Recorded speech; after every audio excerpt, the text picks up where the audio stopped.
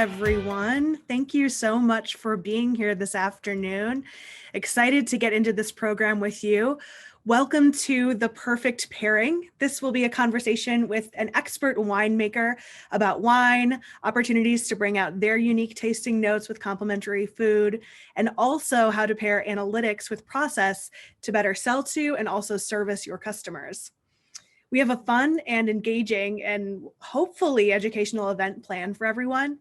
But when we get to the wine tasting portion, you will all be promoted to panelist roles and be able to turn on your cameras and unmute yourself in order to interact with our wine expert as well as each other. So let's get into a summary of our event here. What we'll run through today first is our wine pairing with wine tasting expert Hans Dippel. Then we'll move into a talk around why this is a timely conversation and what's possible with a pairing of insurance plus analytics. Next, a brief overview of Zenify's role in the conversation. And of course, we'll leave time at the end for questions. So moving into introductions, hello, it's a pleasure to meet you. I'm Bailey Bintz. I'm an account executive at Zenify. I've been in the financial services industry for about 5 years, and I've been in the Salesforce ecosystem for just under a decade. Zenify is a summit level partner truly focused on digital transformation and long-term strategic engagements, especially within the insurance industry. We'll get into all of that a little bit later, but I'm so excited to be a co-host for today's event.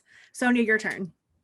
All right, thanks Bailey for kicking us off here. So hi everyone, nice to meet you. My name is Sonia and I am an account executive here at Salesforce, dedicated to our insurance industry vertical. Many of the attendees know me as I'm your primary point of contact for all things Salesforce. But for those of you I have not met, looking forward to hosting you today. And I work alongside your Salesforce account executives as we're all aligned on the same team, which rolls up to our insurance industry vertical. And before I pass it along to my colleague Vivek to introduce himself, I really want to set the stage for why we're all here together today. First and foremost, it's to have fun, drink some wine, and network with some of your peers in the insurance industry. As many of us are all still working in this virtual world, we really try to host these events so we can connect with our customers, get to know you a little better, since we all can't quite meet in person yet. In addition, we want to provide some valuable insight into how we're really able to help the insurance industry drive growth through leveraging analytics. So I'll stop my long-winded introduction now and pass it along to Vivek to introduce himself. Thanks, Sonia. So hello, team. Thank you for your time today. I'm your analytics specialist at Salesforce. I've been transforming businesses within the analytics world for the last six years, 3 of which have been within the financial industry. I've helped several insurance and reinsurance clients gain value through AI, and I'm looking forward to having a great discussion with everyone on how analytics and AI will have an impact in your business. Thank you again for your time. Excellent. Thanks, team. And before I introduce Hans, a friendly reminder to all of our attendees, you will be able to turn on your camera to ask questions of our wine experts and also interact with the other attendees. But please keep yourself muted when you're not asking a question. Thanks again so much for being here. We're so excited to host you. And without further ado, please take it away, Hans.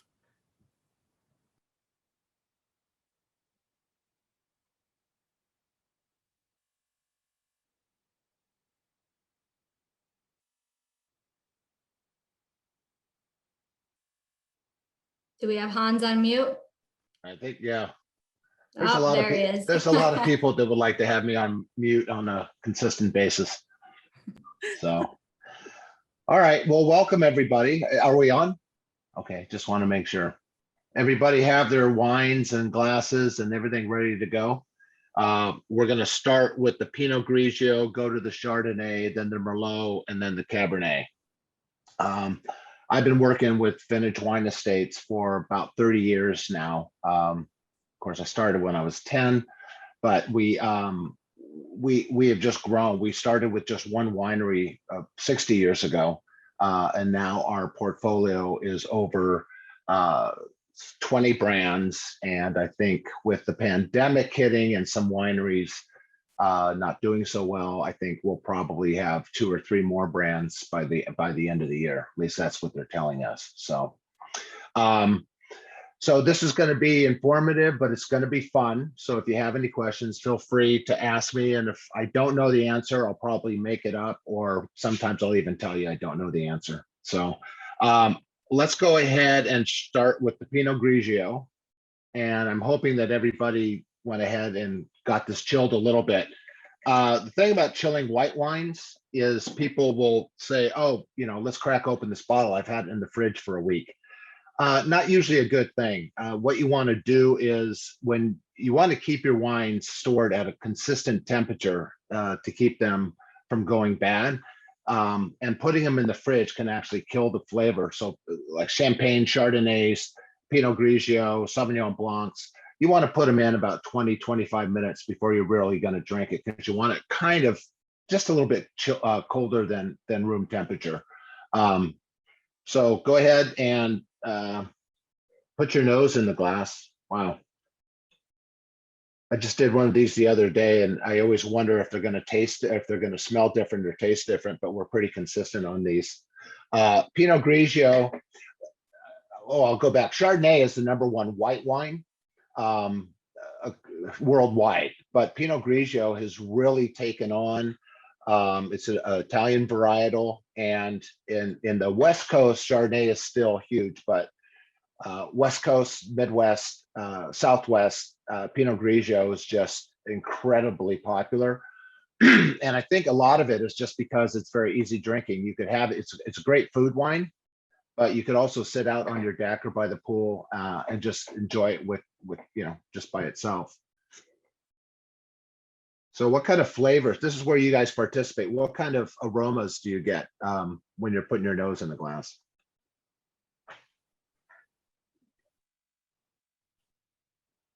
Peach, Peach, little pear. pear, definitely pear.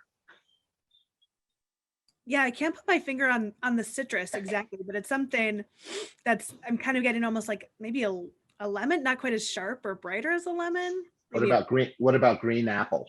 oh, maybe that's it. Something. Yeah.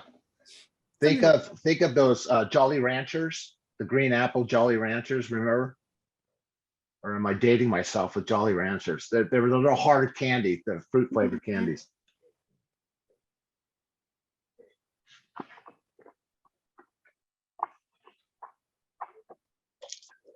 Usually I drink the wines when I'm doing these tastings, but you got to realize it's still only 1 o'clock here in California.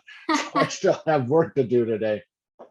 But what's nice about this is a lot of times when wineries are making their varietals, they'll for it to be a Pinot Grigio or a Chardonnay, it has to have 75% of Pinot or Chardonnay in that wine, and then the other 25% could be made from anything else. And that's how you can call it a Pinot Grigio. This is 100% Pinot Grigio, so that's why you're going to get a lot more citrus flavors out of it, and it's going to be very distinct to the Pinot Grigio grape.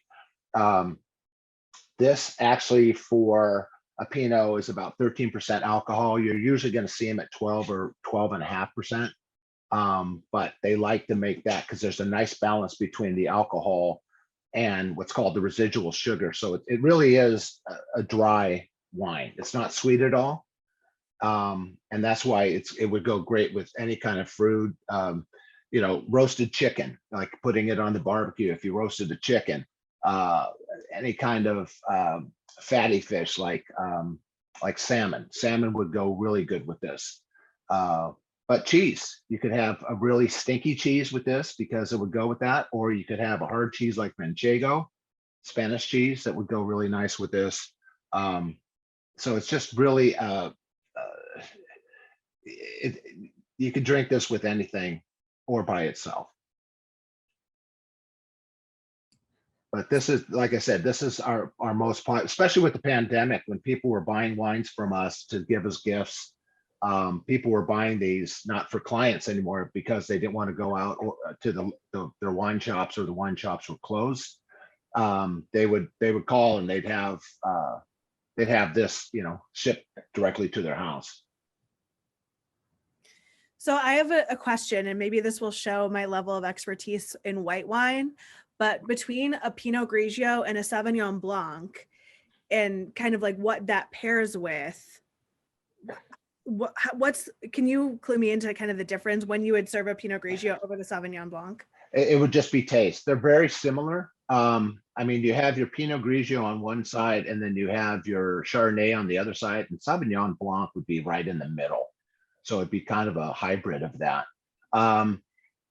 So I think a lot of people were drinking Sauvignon Blancs until people started trying the Pinot Grigio, and then they just fell in love with it. A lot of times the Sauvignon Blancs won't be 100% Sauvignon Blanc. They'll do a blend with it because they're putting also in Chardonnays, they'll put some Sauvignon Blanc as a blend. So you're not seeing as much Sauvignon Blanc out of there. Difference between Pinot Gris and Pinot Grigio, they're pretty similar. It's just that it's just a different grape, so it'll have different characteristics. And it really is up to the winemaker. And I know I was introduced as a winemaker, but I'm actually not a winemaker. But I've been around a lot of winemakers, so I've done a lot of winemaking with winemakers when they need help with the grudge work. So yeah, the Pinot Gris, and you won't see a lot of Pinot Gris out there from American wineries. You'll see it more from Italian wineries, or if you're in a wine shop and they have an Italian section, you'll see more Pinot Gris out of that.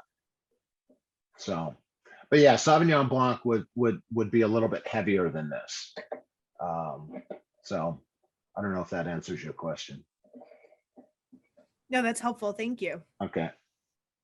And it really is, and I want to address what you said. Maybe I don't know much about wine or whatever.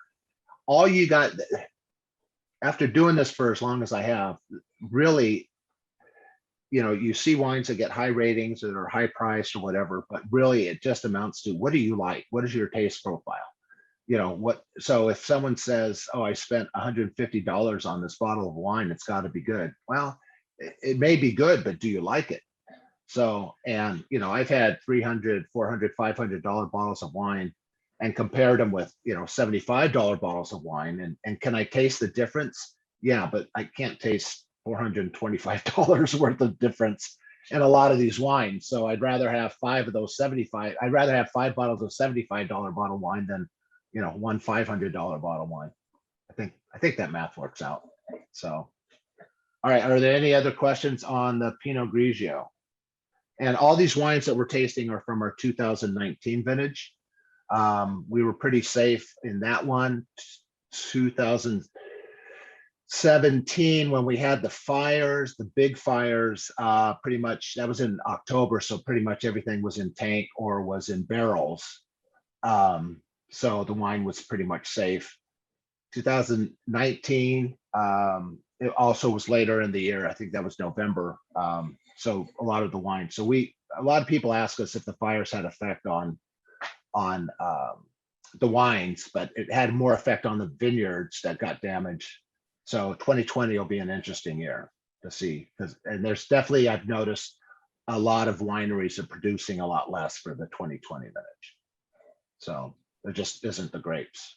So where's the Windsor Vineyards located? So we own over 20 wineries. Our location is in Sonoma County in Santa Rosa, where we do all the bottling. But we have wineries in Washington, Oregon, Sonoma, Napa, Central Coast, and Paso Robles. So if I was ever back on the West Coast, is this one of those wineries where I could actually take a tour and taste? Okay. Yeah, we got about 20 of them you could taste at. Once they open, I think we're not quite at yellow tier yet. I think we're still in orange. But you can make appointments right now, and then they have a limited, so some of the tasting rooms are open, but it's very limited, but it's definitely not like it was a year and a half ago when you could just walk in and taste wines. Remember what was it? Last year in March when they said it was only going to last 3 weeks. Right. Yeah. And that was the other thing. There are some wineries that are hurting. our sales went through the roof, and it really was a testimony to when, I mean, we always knew business was good before the pandemic because we always knew people drank in good times, but man, people drink twice as much in bad times. So, you know. All And right. So, it sounds like liquor delivery laws have loosened up around the Ohio River Valley and all yeah. of the, a little bit east of the Midwest here. There's more Mhm. opportunity to get the wine out to the individuals who might be joining us today. But as far as like, this doesn't need to be a super big plug for the winery or anything, but do you offer memberships or consistent It's- case yeah, shipping? it's not really a membership, and I'm not a big fan of memberships because when you do a membership, they send you what they want to send you. So if they're long on inventory of something, they'll send that to you. Yeah, if someone's interested in doing any of the wines, they could just call me and we just set it up, and you just order what you want when you want it. And I think that's one of the reasons we did so well during the pandemic is because we are one of the largest direct to consumer shippers, the DTC program. So there's only 6 states, 1, 2, 3, 4, 5, 6 that we do not ship to.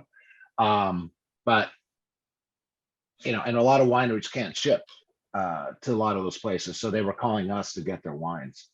And it's direct. So if this Pinot Grigio here, I think it's 18 bucks a bottle, you know, for a full size bottle. I know that you guys are doing the tasting ones, but that Pinot Grigio in a retail market would be $36, $38 a bottle.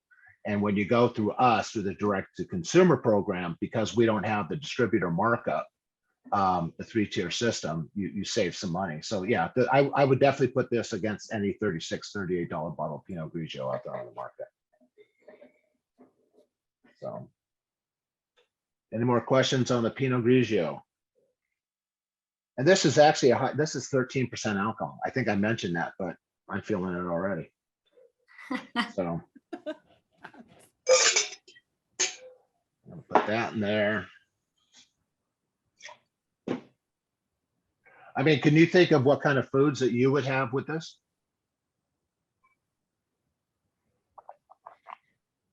Nice summer salad. Watermelon. Put a watermelon salad, you know, in the salad with chicken and oh yeah, pear, or even the Asian pear, Anjou pears, Camise pears, which are a little bit sweeter. Put that in with the salad. Yeah, that'd be really nice sitting out on the deck. Yeah. Question All right. about, Oh. before we proceed, what's kind of the methodology for pairing wine with food? Do you typically pair with like the main course, like the meat of the course, or do you do so like the more like the strongest flavor? Like for example, like chicken parm, would you pair with something that goes well with chicken or something that would go well with a red sauce? Yeah, well, I mean that's up to you guys. I mean, it really is personal taste. I mean, some people are strictly red wine with meat and white wine with fish, but I would have this with pork. I would have this with chicken. I don't know. I'd probably have a glass of this before I went to red wine and had meat. Just because that's, but if somebody said I'd like this with a steak, I wouldn't say they're wrong, you know. So yeah, and when you do the tastings, you kind of just decide on which wines you're going to do and then what would go well with it. Oh, what's going on there? There he is. Oh. Oh, all right. Something's going on. I think I pushed the wrong button. 13% is already hitting you. Yeah, I think so. I think 10%'s kicked in already. Yeah, it's not letting me do anything. Interesting. Wonder if it's my internet. Cannot start video. We can still hear you fine. Okay. What's this? I should start my video. All right. It's a local high school, Santa Rosa Panthers. Yeah, it says can't do it, which is very strange. All right. So we're going to go to the Chardonnay.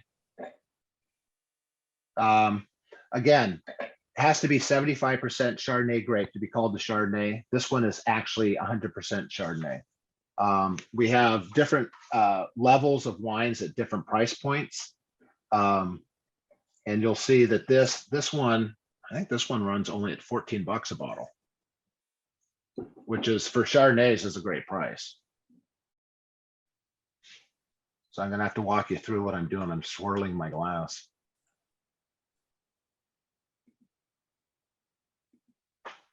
Uh-oh. Let's see here. Oh, there we go. I don't know what happened.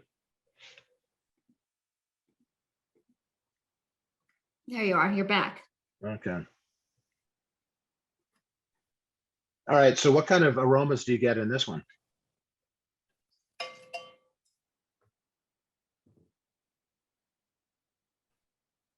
I'm not a big Chardonnay guy, but I do love this one because it's got some flavors that you need to tell me what they are, and I'll tell you if I like them or not. I'm definitely getting like the warming, almost like warming spices, or like more wintertime dessert. Yeah, Mhm. You know what I'm Yeah. like picking up Like on. your nutmegs, your cinnamons. Or like brown sugary or something like that. And what about vanilla? If you were to have a stick of vanilla and do that and put it in there, you would definitely get that. It's almost like, God, we just had it for dessert last night. Creme brulee. Got that kind of flavors to it. But you're right, it's kind of got that wintry spice.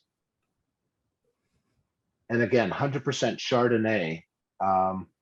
And this would be what you consider a drier Chardonnay. There's some it's like 2% residual sugar. There will be some Chardonnays that are a little bit higher, even though it doesn't taste sweeter. But this is something that you could sit and have by itself as well. But yeah, definitely where I wouldn't do roasted meats with this, but I would definitely do chicken, baked chicken, pork loin.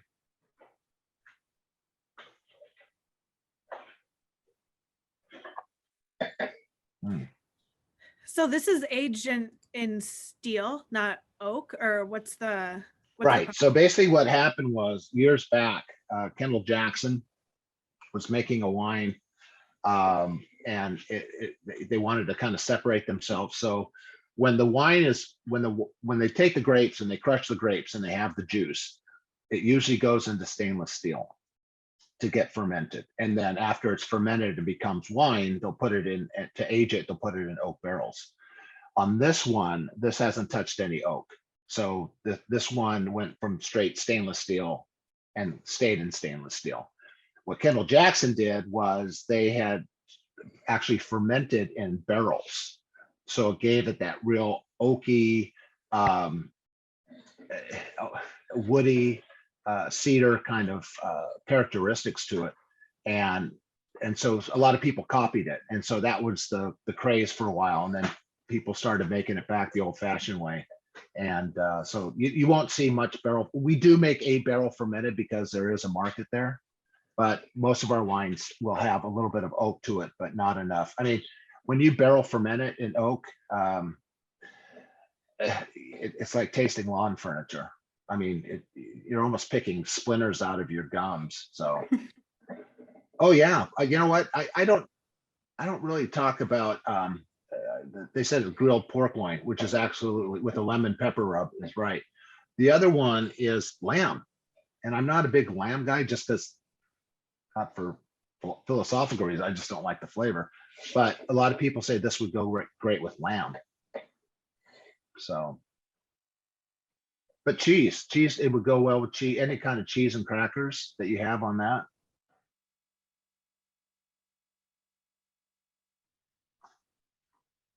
Yeah, definitely get the citrus and the caramel out of it. And what I like about this is it's got a finish on it that doesn't stay too long, but you can feel it on the back of your tongue after you have a sip, and it stays there for a little bit, but it doesn't coat your tongue like some Chardonnays will do that. Definitely barrel fermented Chardonnay will do that.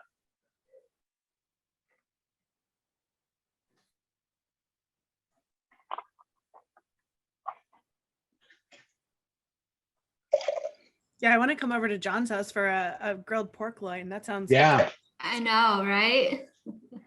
Yeah, and I think so. Where the Pinot Grigio would go good with some of the fatty fishes, this I think would be more shellfish, be oysters, crab, lobster, because I don't know how to describe. It's got more of a buttery flavor to it. It's a little creamier, you know. And then you use all these adjectives and stuff, and people are like, I don't taste butter in there. Like, well, there's no butter in there, but it's definitely got that characteristic in it. But I do have this Chardonnay. I do have a lot of people like me that will say I'm not a big Chardonnay person, but they love this one, and it really is. It's again the biggest seller. I sell more of that than the Pinot Grigio, but on the East Coast, for whatever reason, the Pinot Grigio just flies out the door. So, Hans, I have a quick question for you. all right. Is there seasonality to wine as far as like the perfect time of year to drink that wine, similar to craft brewing, how they'll do heavier beers in the winter, they'll do Right. lighter like ciders and sours in the summer, or IPAs in the summer and the spring? Is there seasonality to wine as well? All right. Well, first I got to ask, Brett, are you 21? Barely. No, yeah. Yeah. No, definitely not like the beers. And here in Sonoma County, we've got Russian River Brewing, we've got Hillsborough, Bear Republic, Lagunitas. We got some great beers out here. So we do get the pleasure. And a lot of times the winemakers will say to make great wine, it takes a lot of great beer because they're drinking it instead of the wines. But no, there won't be. The only one I would say is during the right before Christmas, they have what's called the Gamay Beaujolais, Beaujolais Nouveau. So it's a new. So basically, what they do is they harvest it, they make the wine, but you have to drink it within a month, 4 weeks to do it. For us, and then that kind of goes into, do people age the wines? What's the right time to age the wines? We had a really huge cellar, and so it's like, hey, let's crack this one open. And my wife would go, let's wait for a special occasion. And then the fires hit in 2017. We lost it. We lost the house. We lost the cellar. We lost everything. So now instead of the wine making a special occasion, instead of waiting for a special occasion to drink the wine, we drink the wine to make the special occasion. So wine at our house lasts about 2 weeks. But yeah, it's fun. But I understand, the autumnal wines, the Oktoberfest. Right. The MaiFest, the spring wines, the summer wine, the summer beers. There really isn't one except for maybe the Gamay Nouveau. So, and you hardly even see that, and that only comes out around Christmas time. So, a good question. Any other comments on the Chardonnay? Getting hungry for lobster? So Hans, I have a question. So going back to the fires of 2017, which is crazy that it was 2017, because I have a buddy that lives in San Fran, and we went to Dreamforce that year, and it was right around the same time. It was just getting over, or Salesforce, or Dreamforce was right after the fires were really kind of finally done. And how you said the vines really were damaged. How is that coming back? When we were out there, it looked like, because of the plots, that looked like that was a pretty good fire barrier, and the vines seemed okay, at least more to the middles and things. Like the edges seemed a little bit compromised. But how is that coming back? No, they're fine coming back. Very few vineyards had to be replanted, and it takes about 6 to 8 years for them to come to full maturity when you plant a new vine. But it wasn't really the vine so much as it was the soil, because and then as we got water, I mean, we're in a drought right now in California, but with the water, it actually mixed up. It's kind of crazy how it works, because you get all these nutrients from the fires and the ash and all that, and it can have some effect on the characteristics of the vine, because the soil, really affects what the grape's going to taste like. But again, the the fire was in it was in October, so pretty much everything was picked and they were going to sleep anyway. So if it were to happen, that was the perfect time for it to happen. I mean, it could have, but man, it was. I lived through the Northridge earthquake. I lived through the '89 earthquake. I was in Center. Yeah, these problems follow me around. Maybe I ought to take a look at that. But yeah, I absolutely thought that day before we left that there was going to be an earthquake. Didn't even know there was a fire happening, you know. And then a friend of mine, I saw where the fire was in Napa, and I called a friend of mine saying, "You okay? If you need a place to stay, just come on over." And sure enough, 4 hours later, we were the ones. But yeah, everything's come back, so we're fine on that. The fire last year, I think it was last November, that did a little bit more damage. But again, we were more prepared for it. So, you know, the grapes, it's hard to say. I mean, you'll get, if you ask 10 winemakers how it's going to affect the harvest, you're going to get 20 different answers. But so far, the wines that we've tasted, you know, from other places have been okay. And again, we're fortunate to not only have the Napa vineyards and the Sonoma vineyards, but we have the Washington, Oregon, Central Coast that obviously weren't affected. Yeah, it was a pretty crazy sight driving through, because I think we started in Napa and drove across the mountain, or the hills over to the Sonoma side. And I mean, it was just crazy to see how much land it actually affected. It was nuts. Yeah. And then a couple of years before that, up in Lake County, which is, we have vineyards up in Lake County as well, which is just north of here, about an hour, that still hasn't come back. So it's, you know, it's Mother Nature. I think Mother Nature's just a little pissed off right now. Right. So, but again, if that kind of thing were to happen, it happened. If you're looking at a positive, it happened at the most opportune time to do the least amount of damage to the wineries. So had it happened in August, that would have been, it would have been devastating for everybody. So, but we can be thankful there. yeah, no. So I'm anxious to get to my next phase, since I'm personally a fan of the reds. okay, I'm excited for the next ones that we've got on tap here. the Merlot. I will tell you, so Merlot used to be a real popular varietal. And as it got more popular and people still weren't planting it, because it was mostly a blending grape for Cabernets and for Bordeaux blends. And then someone said, I'm going to make the Merlot. And it just became so popular that they couldn't keep up with demand. And then to keep up with demand, they kind of didn't make great Merlots. And so all of a sudden, people weren't drinking the Merlots because they were just horrible. Not because the grape was horrible, but the winemakers were putting stuff in it just so they could put the Merlot out there. So people lost a lot of confidence in it. But it's coming back. And the movie, did anyone see the movie Sideways? Yeah, I was just going to bring that up. What did they call it? The Labrador of wines? Yeah. So it says, I'm not going back if she's drinking Merlot. So, but I mean, people think that did damage to the varietal, but I think it wasn't so much that did more damage to Merlot. I just think the movie did so much for the Pinot Noir, which Pinot Noir is phenomenal and it's hard to make. And, but it's so popular, we don't even make it in half bottles because we can't keep it in stock enough. But so here's the Merlot, 100% Merlot from our California vineyards. So the fact that it's from California means it's from our Lake County, Sonoma, and Napa area. So we just do the blend, and that's, there's no rhyme or reason for it. It's just when the winemakers taste the juice from the different, you know, and then they do the blend. So it's kind of you know, artistry and science, you know, in the same, you know, blending procedure or method.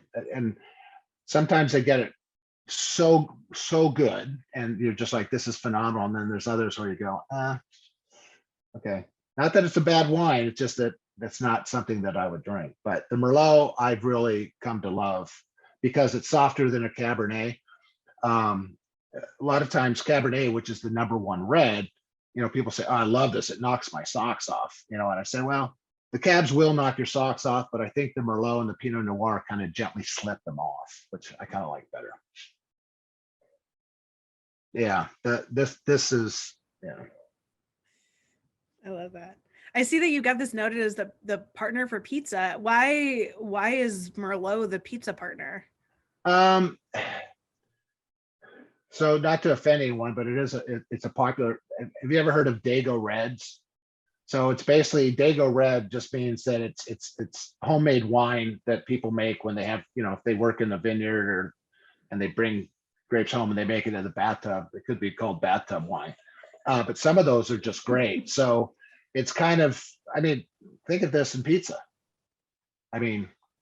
Yeah.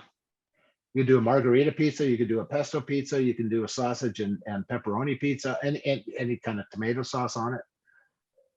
But this is very, it's very flexible. It's adaptable to any kind of pasta, sausage and pasta, penne pasta. A lot of reds will not go well with pesto. I think this will because it's a little softer.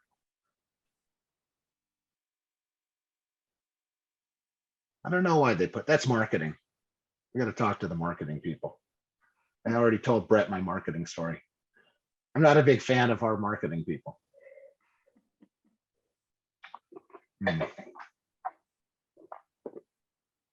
Well, don't steal our Zenify marketing team. We like them.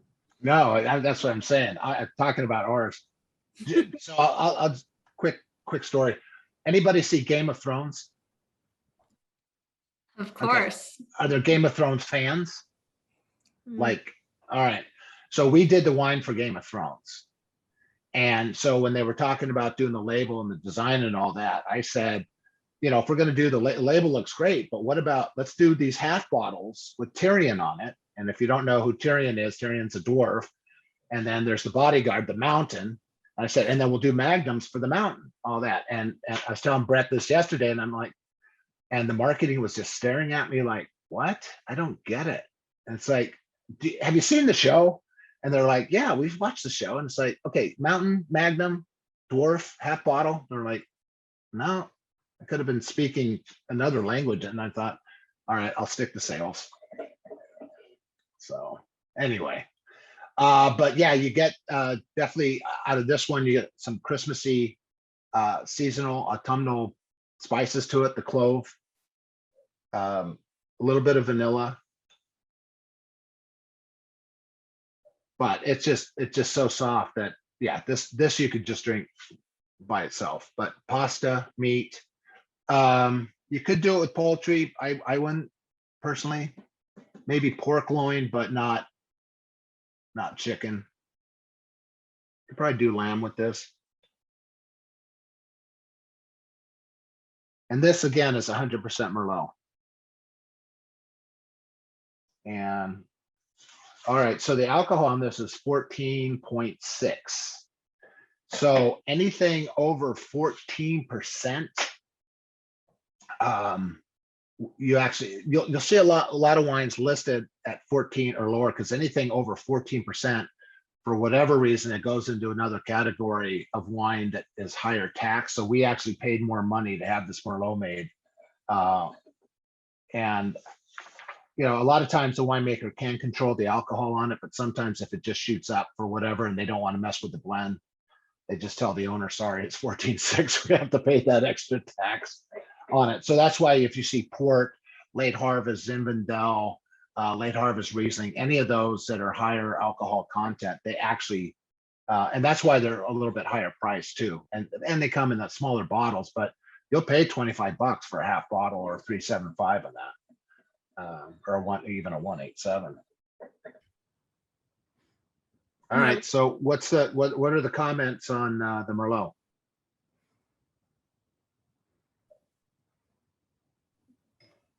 It's really good. It's smooth. It's definitely smooth. It's definitely one that you could sit and, again, just by itself and sitting out on the patio. I was going to say, John, thanks for that recipe. Speaking of pizza, so on the Zenify side of things, we have a couple of cooking channels within our internal communications thread, Slack. And the popular thing to share recipes for is the best pizza dough, especially pizzas on the grill over here. So if anyone's interested in the tried and true pizza dough on the Zenify team, I'm happy to share that in the chat if there's any interest, or feel free to raise your hand and I'll share it over to you too. Spicy sauce too.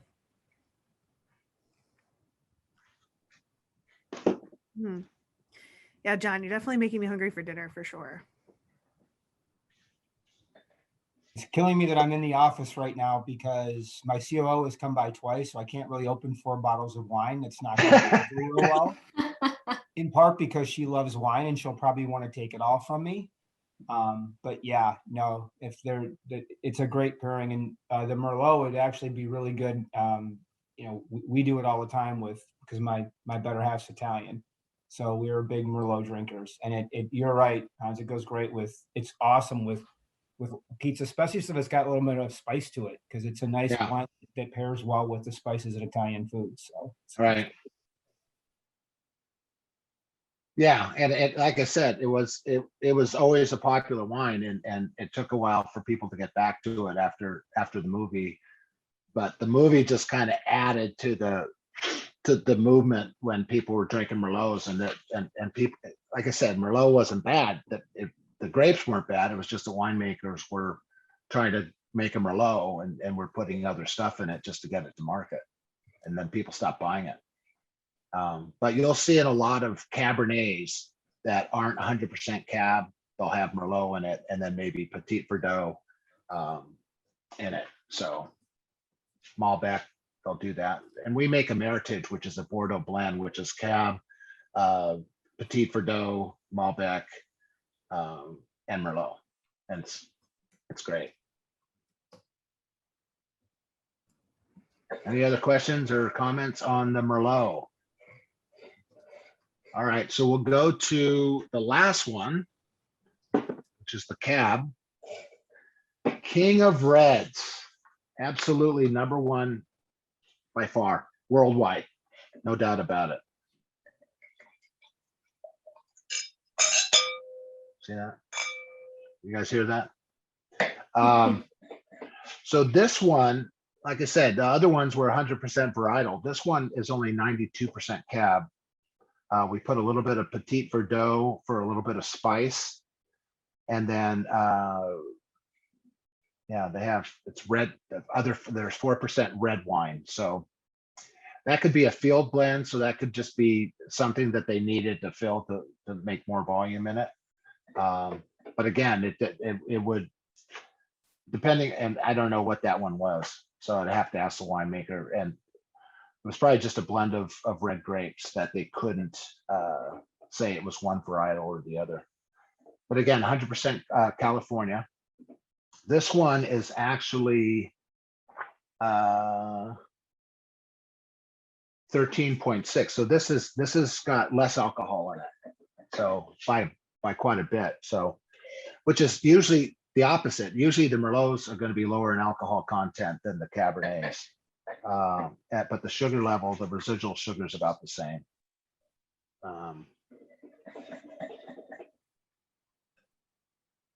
And when we talked about, there was a little bit of vanilla in the aroma in the Chardonnay and the Merlot. There's still a little bit in this, and that vanilla comes from either mostly from American oak barrels. American oak barrels will have that characteristic where French oak barrels will not.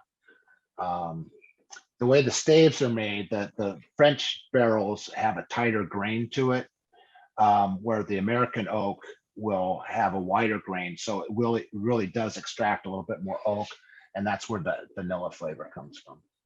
So unlike bourbon or Scotch, where they age it and then it's got that smokiness to it, these barrels actually have different characteristics that get extracted from the barrel.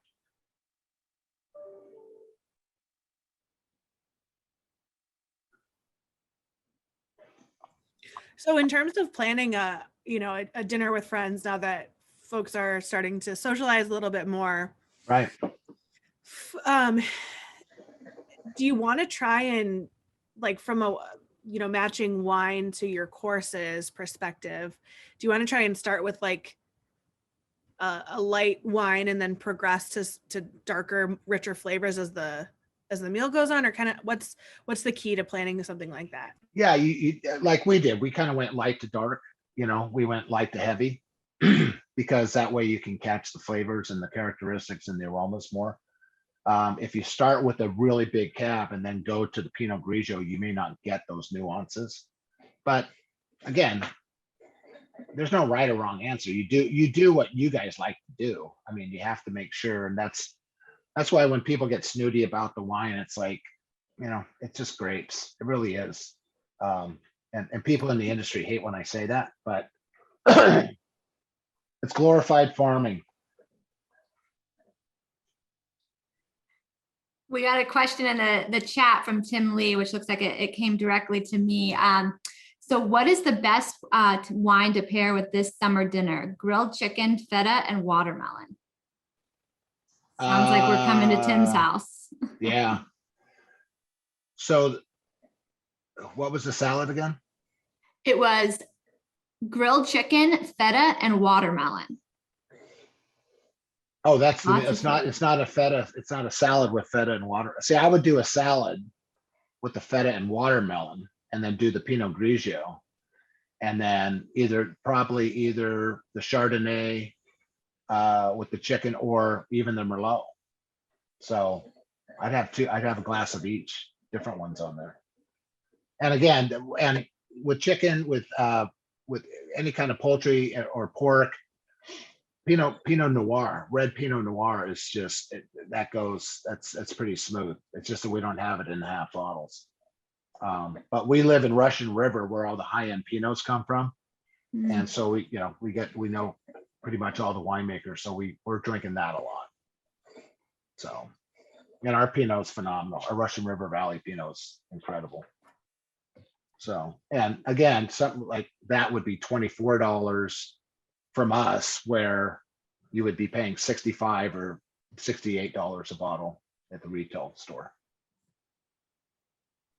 But yeah, anything like melon, cantaloupe, watermelon, anything like that, I'd probably go with the Pinot Grigio.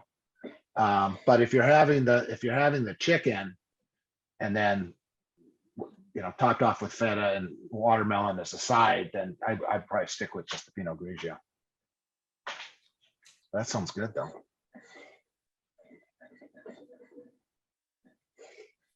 I had a little fresh rosemary on top. Yeah. Yeah, rosemary. Anything with rosemary, the Pinot Grigio would go great with it. Not so much the Chardonnay. But yeah, the cab, it's great because everybody loves cab. So if you're out there barbecuing, and people over, and people are coming out, I know that some states are a little bit more open than others. California is actually, Northern California is pretty still towing the line as far as, being socially distant and all that. Not so much in Southern California from what I've seen. But which wine were you most excited to try?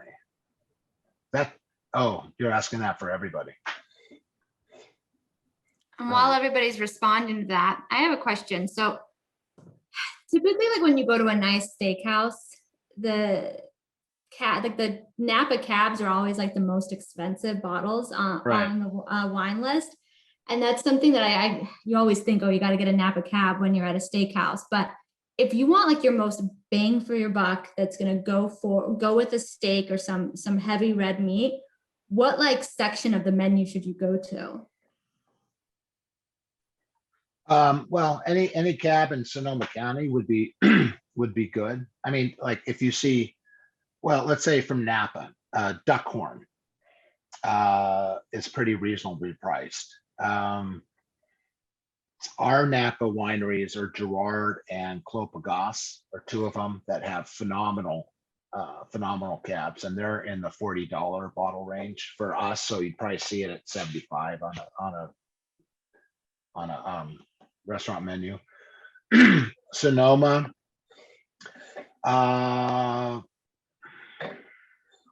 anything from Alexander Valley, I think would be good. So you got, we have the Jordans, we have the Silver Oaks over here where it's on the higher end. But if you're looking on from a price point, anything that you can get as far as a cab that's in the $30 to $40 on a menu, you'll be fine. I mean, I never see any reason to spend more than $100 on a bottle of wine. But then again, when we go out, we're always bringing wine with us. So if they do have us pay a corkage, I think that's the way to go. It's worth bringing your own bottle and then having and just paying the corkage. But a lot of times, a lot of restaurants here, at least in Sonoma, if you bring a couple bottles of Sonoma wines, they won't charge you. But if you bring 3 or 4, they'll charge you for the 3rd or 4th bottle. Yeah, but it's small here, so everybody knows each other. So, all right, Brett likes the cab. Better than beer. Oh yeah, I'm not even a big beer guy. I actually do like wine. The cab was really good. Yeah.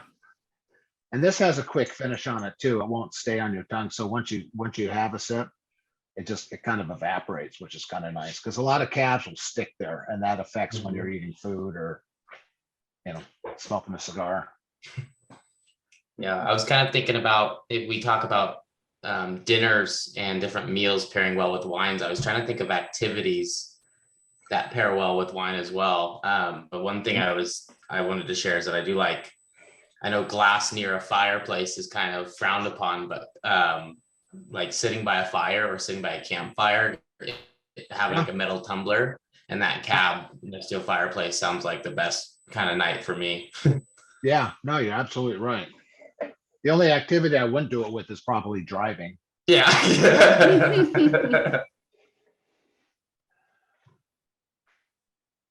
Yeah. Awesome. Any last questions? Were people surprised with the Merlot, or who there was the first time they actually had a Merlot in a long time? Anybody? For me, it was. I haven't had a Merlot in I feel like years. It was really good. Yeah, I agree. Me too. I said that was probably my favorite, which I hadn't had one for a long time. So very good. So who's coming out to wine country and come visit? We know Mario is, right? Well, it sounds like Lonnie's got some friends in San Francisco, right? When's Dreamforce coming back? Non-virtual. Then we'll be there. Did they ever fix the foundation of the transit center? Or do you guys even know about that? Oh, Salesforce Transit Center. That's some issues with the foundation in the city. Oh. Yeah, I heard that. Mark Benioff didn't call you and tell you? Yeah, no. I'll have to shoot him a text right now and ask him. Yeah, no. I heard that he was looking at some places in St. Helena in Napa. And I don't know if he bought a place with it. I don't think he was going to make his own wine. And then that's the other thing too.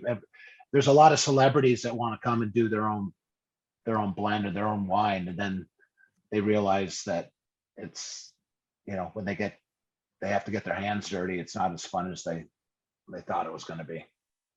And just because it has their name on it, doesn't mean it's going to sell. Does anyone know the band Tool?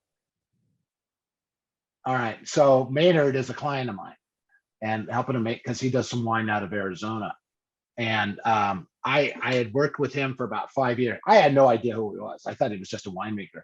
So we had a photo with the wines after one vintage, and my son, he was probably 28 at the time, it was 7 years ago. He saw this photo and he's like, "Hey, Dad, how do you know Maynard?" It's like, "How do I know Maynard? How do you know Maynard? He's a winemaker." It's like, "Oh man, you went from like being the coolest dad to the nerdiest dad in about 5 seconds if you don't even know who he is." So I had no idea who this guy was for the longest time. And I have a feeling that's probably why we got along so well.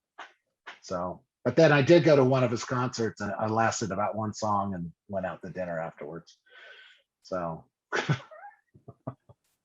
Probably better. I didn't know who he was. You should lead with that story next time. So you have to make Yeah. it ones. Yeah. So, but you do get celebrity, I don't know if you know who Guy Fieri is from Food Network. Of course. So he's a buddy of mine. We do a fundraiser every year. We didn't do it last year, but we'll be back this next year. But so I helped him with his wine brand called Hunt and Ride, named after his Hunter and Ryder, his two boys. And it's actually really good. So that's one of the rare cases where a celebrity makes the wine and the wine's really good. He found a really good winemaker to do it. So, all right. I am open to any questions, but if not, does anyone have any comments? I think the last plug for how people can get their hands on the merchandise. Yeah, well, and you guys saw that there's the custom logo. Well, and everyone got the wine, I think, except for Vivek, right? So, but it's FedEx said it's being delivered today. But yeah, they can get my information from you guys if you want, but they could call me or email me. Let me see. Take me 2 seconds to do this. We'll put a link in the follow-up. Okay. Yeah, if you want to call me, we could talk about wines. And if you want, we also can design a custom label for you if you want to do something like if you have weddings or birthdays or something coming up, or just want it for your house. Wow, that's pretty cool. Yeah. Yeah, just Love let the me know. label for today's event. Totally. Yeah, and that was designed by your marketing team. So, because I didn't trust our marketing team to do it. So, all right, that's it. I still got work to do. It's only 2:00 here, so my day's still going. So, but it looks like John's is too. He's still in the office. Crack open that wine, John. So, anyway. Can't do that just yet. I've got about 2 more hours of work, and then it's 86 degrees here in Chicago. So 6 miles of running will not be conducive with 2 or 3 glasses of wine. Right. Well, afterwards it will. Yes, it will. And that will happen. Actually, tonight will be Hans. It will be Prisoner. I'm also a big bourbon guy. Oh, okay, So sure. I'm doing a Bardstown, who I have a real good friend that works with today, doing a Prisoner to collaboration with Bardstown, and they have a bourbon they age in Prisoner wine barrels. Yeah. So I will be doing some Wow. Prisoner bourbon tonight when I get home, along with actually some grilled chicken that we're going to throw on the grill. So Yeah, and that's what Russian River does. They age the Pliny in Pinot barrels. yep, it's a great technique. The bourbon's phenomenal, and Yeah. and I can get my better half to drink it because she likes wine, but she loves how the bourbon tastes. So now Yeah. I've gotten her to start to drink bourbon, which is terrific. Yeah, and not to make you jealous, but Russian River Brewing is about half a mile from my house. So You I suck. walk there and stumble home. So Yeah, you suck. yeah, thank you. All right. Well, if anyone has any questions, just let Brett know or let Bailey know or Sonia, and they can get to me, or you guys know how to get a hold of me. Perfect. Thanks so much, right. Hans. We appreciate it. All right. No driving. Absolutely. All right. Take care. All right. Well, thanks again, Hans. Hope you guys all enjoyed that. So before we kind of move into our educational portion of the event today, we wanted just a quick pause, do a quick cheers and take a group photo. But I understand a lot of people don't have their cameras on, so no problem. Understand it's the end of a lot of people's day. But before we move into the our presentation here really quick, Nicole, who's working everything behind the scenes, is going to drop everyone back down to attendee, because that'll allow you to answer all questions that we'll have in the next section of our presentation. So as she moves you back down to attendee, don't be alarmed. You won't be kicked out of the event. There'll just be a quick change, and then we'll go ahead and get started and give a quick little presentation about analytics and insurance. So go ahead, Nicole, and make those changes.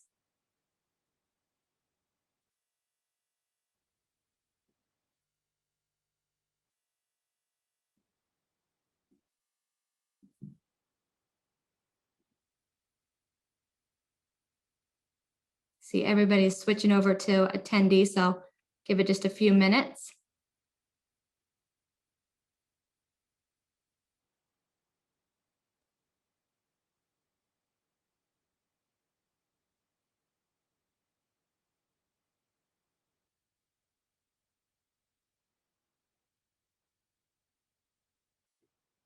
We're almost there.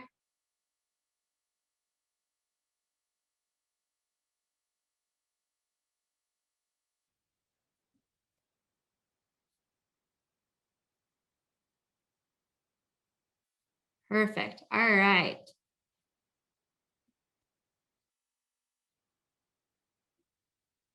Whenever you are ready to change the slide, Nicole. Perfect. All right. Well, I hope everybody enjoyed the wine tasting, and hopefully you still have some wine left to get you through the next portion and the educational section of our event today. So quickly want to just go into really the digital imperative for the insurance industry. So it's no secret that the billions of dollars in insurtech investment are really disrupting the traditional insurance paradigms. And these advances in technology are certainly forcing carriers and brokers to really reimagine how they sell and service their products. And if nothing else, these advances in technology are really raising the bar on the experience that your customers are expecting. So your customers are really looking for that quick and easy self-service access for their basic needs, but they also, for their more complex needs, want availability to proactive service from insurance experts that can really provide that personalized advice when they need it. And while all these advances are really disrupting the market, they can also have a positive impact within your organization. And really the biggest impact that technology can have is squeezing out all of those inefficiencies to really deliver on your customers' expectations, whether that's through providing those actionable insights and being able to seamlessly deliver proactive service to really gain or grow and retain your overall business. And in order to efficiently deliver on these enhanced expectations from your customers, your insurance teams really need an intelligent experience themselves. As I stated in our introduction when we kicked off this event, both myself and Vivek and really our extended team here at Salesforce are dedicated to the insurance industry. And when my team and I were really putting our heads together and collaborating on this event, outside of obviously putting together a fun wine tasting, we wanted to collaborate on what are some of the common questions and challenges that we're discussing when meeting with our customers. And this intelligent experience that insurance teams need, there's a couple components here. So they're looking for really the direction for those right next steps to take, being able to optimize performance when needed. So gaining visibility into those producers and customer interactions, and then being able to provide advisement on improvements to their teams.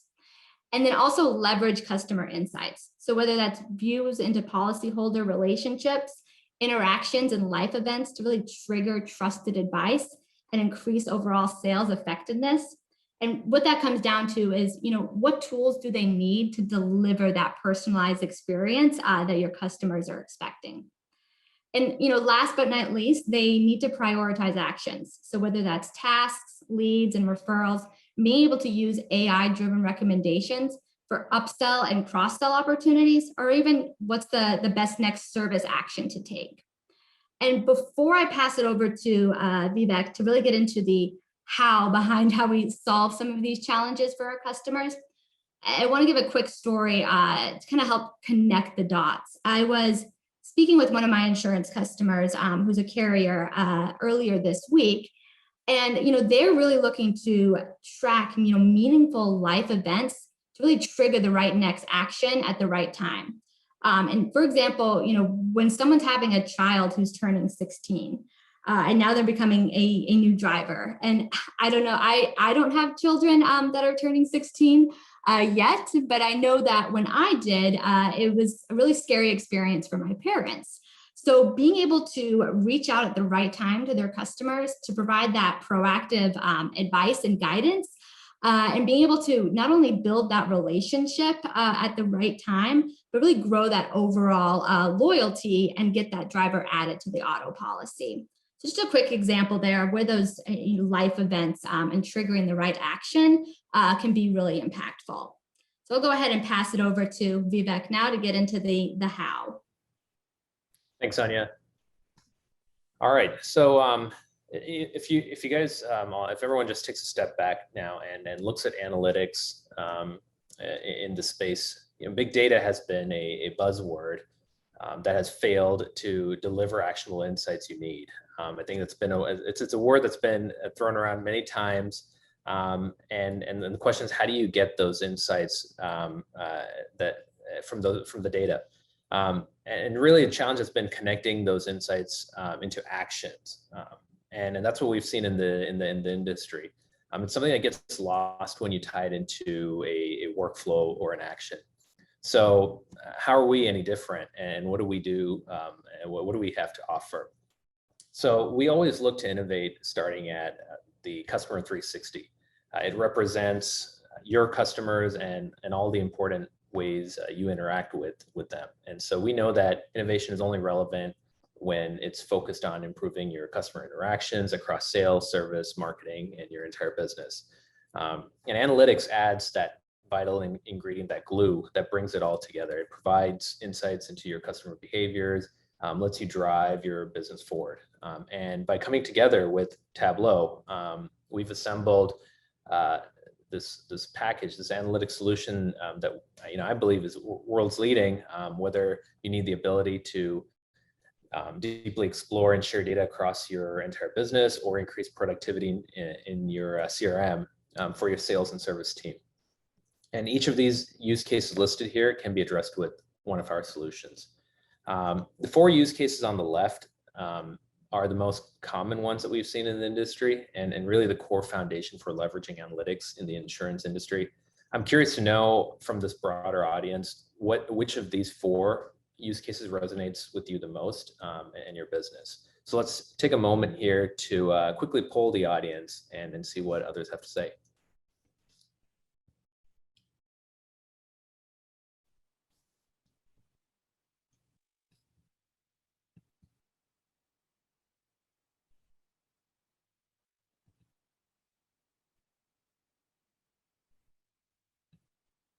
There should be a poll window that pops up if. Yep, it's popped up. So you guys can go ahead and select the use case that is most meaningful for your organization. Thanks.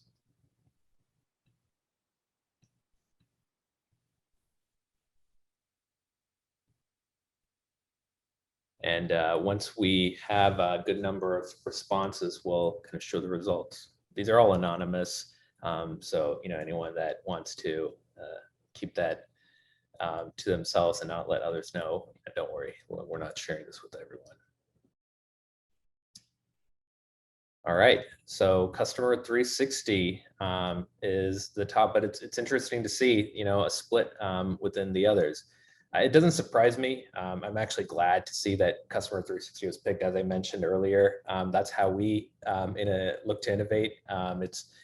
We know that it's important to understand, how marketers or people within the sales and service teams, how they're all collaborating together and provide that better experience to your end users, your end customers, right? So I'm glad to see that, and that's great. So let's continue to the next slide here. So how do we address the challenges and use cases that we just discussed? So one of the ways, there are many ways to this approach, right, for analytics, but our approach, one of them would be through Tableau CRM. And so think of Tableau CRM as an embedded guidance system for your users in the CRM. It's a GPS system for your users. So it's not a reporting tool. It's rather a solution that gives your end users the heads up display they need to achieve better outcomes. And it's constantly learning on the data that you have today, whether it's within Salesforce or even outside. It's a combination of analytics and AI, your traditional BI capabilities, data visualization, ad hoc, exploration. These are the, answering questions like what has happened, why it has happened, but also has the AI capabilities, and so that you can answer the predictive and prescriptive questions. So what's going to happen next? What should I do? And it goes back to the earlier point made, which is, you build these models. How do you deploy them? How do you get the actionable insights you need, right? It's again, going back to that big data word or phrase, we're actually analyzing this information out there and providing your teams with the view to have that 360 view on, hey, this marketing campaign was done. How does that translate into the uptick in sales, or which leads should I be focusing on that's more relevant to which leads should I focus on based on X, Y, Z? So with that being said, let me walk through an example and show you how this works. So we're going to take a look at an agent performance view. So as an insurance agent, it's your goal to steer your customers towards the products that best fit their needs. And as a territory manager, you want to have a view and analyze your agent's performance. So again, let me walk through a brief demo on how we can provide your agents and territory managers the insights they need to be more efficient and provide that best experience for their customers. So in the next slide here, as an agent, you can gain an overview of their book of business from an agent portal. So let's take a look at this next slide, and I'll show you this portal view. So agents can have an overview of their book of business from this agent portal.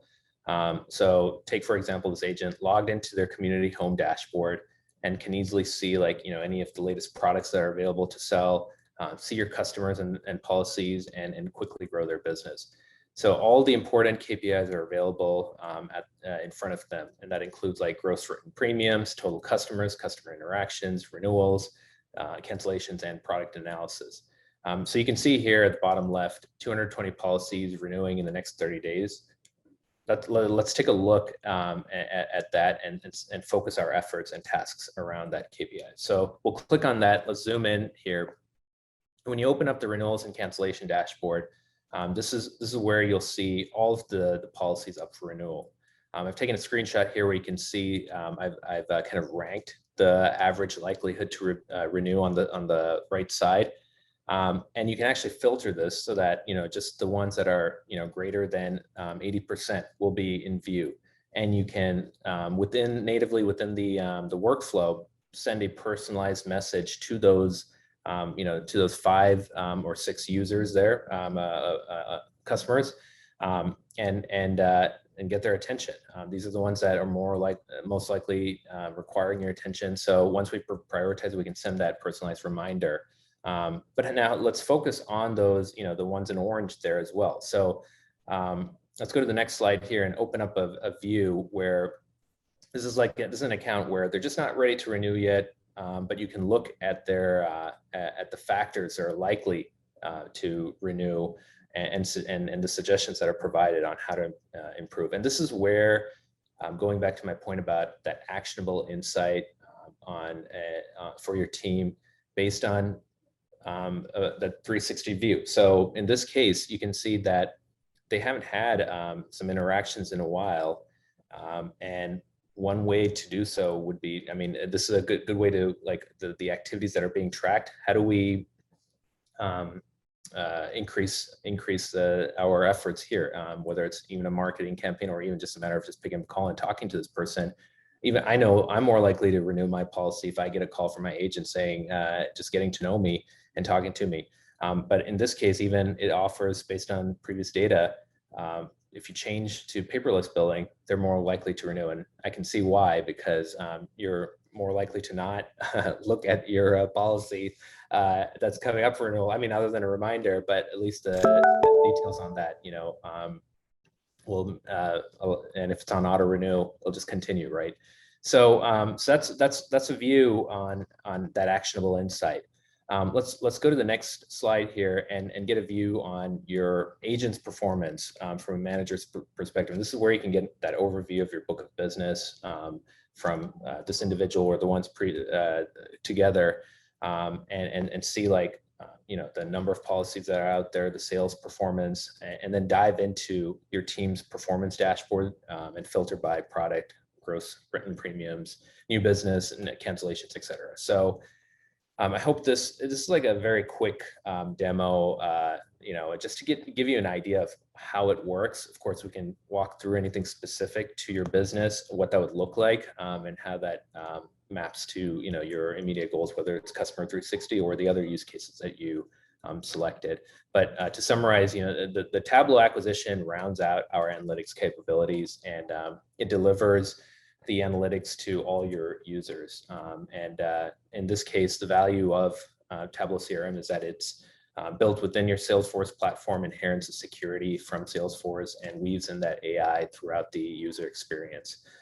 While it's native to the Salesforce platform, you can certainly connect data to external data and allow your users to get the answers they need. So thank you again for your time. Now, I do want to end with one more point, which is, to accelerate your success, let's discuss the partnership of Zenify and Salesforce for the insurance industry. Yeah, thanks to both Sonia and Vivek for starting the conversation. And like Vivek mentioned, the partner of Zenify and Salesforce for the insurance industry is another great pairing to bring it back to the theme of our event here. So if you haven't heard of Zenify before, what we are is we're a summit level Salesforce implementation partner. We really focus on the how to build and how to drive adoption of your Salesforce technology tools and partner with you for true digital transformation. Our deep understanding of the financial services industry, especially in insurance, with that experience, we've developed partnerships and capabilities that help companies transform regardless of where they're at in the Salesforce journey, if they're just evaluating CRM or if they've been on the platform for a decade. With Zenify, our customers really get a full service experience. With integration tools like Salesforce and MuleSoft, we've been able to build connectors to legacy agency management systems like AMS 360 and Applied Epic in order to provide that accurate view of the customer and also a cohesive customer experience across all lines of business that's really unmatched in the industry. Our marketing automation expertise enables a data-driven approach that's both timely and also personalized. It can really automate that customer journey based on policy renewal dates and cross-sell, upsell opportunities that you might already have noted within your CRM. And of course, we round out our services with analytics, TCRM, and Tableau to help our customers see and understand their data across multiple sources and in a visual and streamlined manner. Excuse me. Of course, we offer full service project implementations, which includes change management and also managed service offering to help ensure our customers are continuing to drive innovation on the platform, but also get the most out of their investment. And because Zenify is focused on customer success, we stay agile in our approach to services. And what that means is it allows us to work with and engage our customers the way that they'd like to be engaged. One perk of working with the Zenify team is our leadership is truly engaged in projects that we retain. And that really allows a whole level of access to resources and expertise that perhaps you might not get working with another team. We want to make sure that our customers have the white glove service that they truly deserve.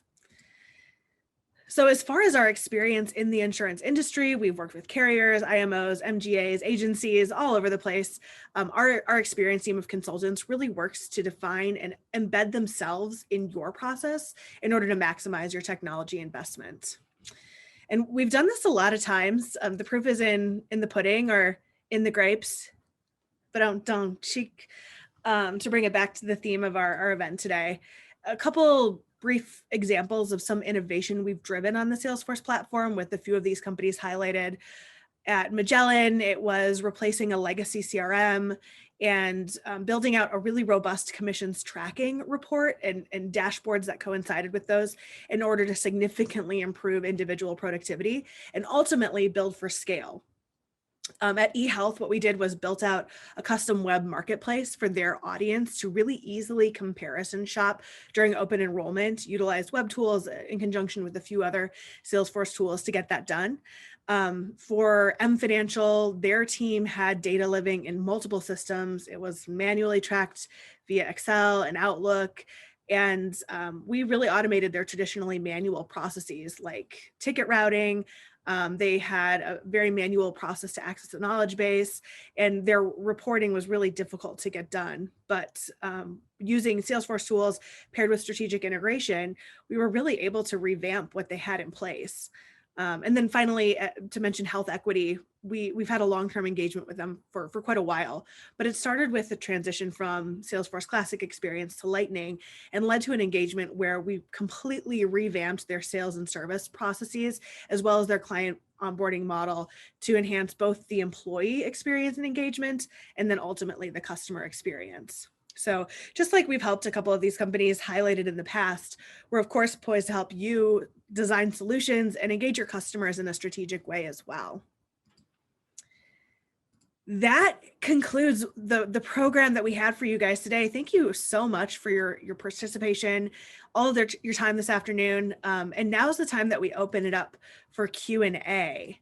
So as far as the folks we have on the phone, of course, myself, Sonia Vivek, but also Sam Friedewald, who is our Director of Technology Solutions, has a ton of experience in both the Salesforce platform as well as the industry. So feel free to ask any questions in the chat form or ask to unmute yourself, raise your hand, and happy to answer those now.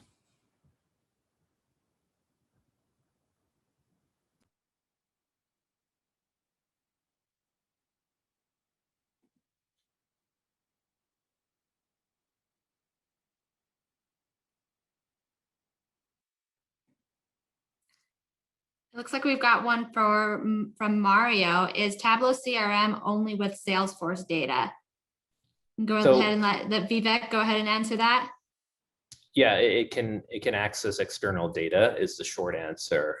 So we have, and it's not just, it can be on-prem or in the cloud. If your data is located, in a data warehouse on the cloud or on premise. It's a combination of those data points that we would integrate to to present that view to your users.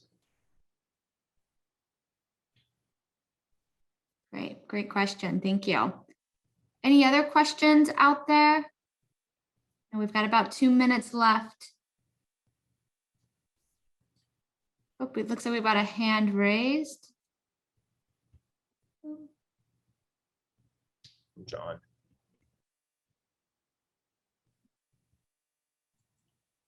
Just a quick question, because we're kind of a unique bird. So we don't sell direct. We use a producer. We use brokers actually to generate all of our business, even though we're a national MPL carrier.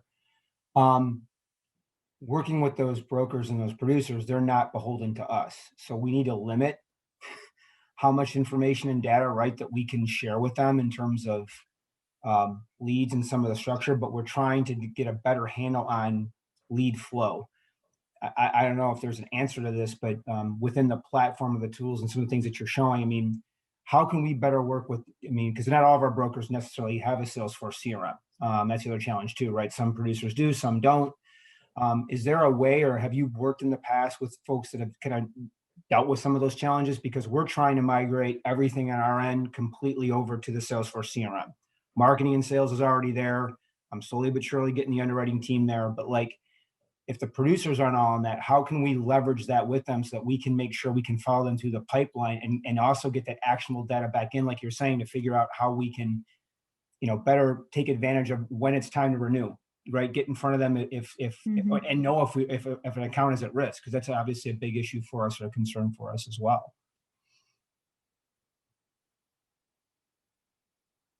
Yeah, it's definitely a use case that we've seen. It sounds like it could also be an embedded an embedded use case potentially, where we embed analytics for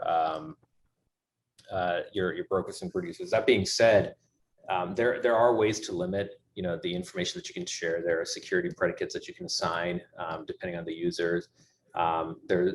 So it's something that we should explore further. And I'm certainly happy to, we can follow up with more specific examples of how we've done this in the past with others. That's just a quick answer there, but something more that we can dive deeper into. So hope that answers that for now. But let's take that as a follow-up item as well. Definitely. Thank you. Thank you. Appreciate the question. Great. Any other last questions? And of course, any other additional questions that you guys may have after this, we'll follow up with all this content, including Hans's contact information if you want to get some of the wine. But if there's any other questions that come up, obviously you can reach out to myself or your Salesforce account executives as well, and we'll definitely get you the answers, and we can have a deeper conversation that's relevant, specific to your business. I know we went over things at a very high level today, but kind of to John's point, his question, there's a lot of specific use cases out there that we can dive into further for your individual business needs. Great. Well, thank you all so much for your time. Hope you enjoyed the event and the wine and the content that we shared. And we look forward to reconnecting again with you again in the near future. Thank you. You'll all receive a recording of this content today, and then also Hans's contact info automated as well. So if there are any questions, feel free to reach out to your Salesforce account executive. We're looking forward to more conversations with you in the future.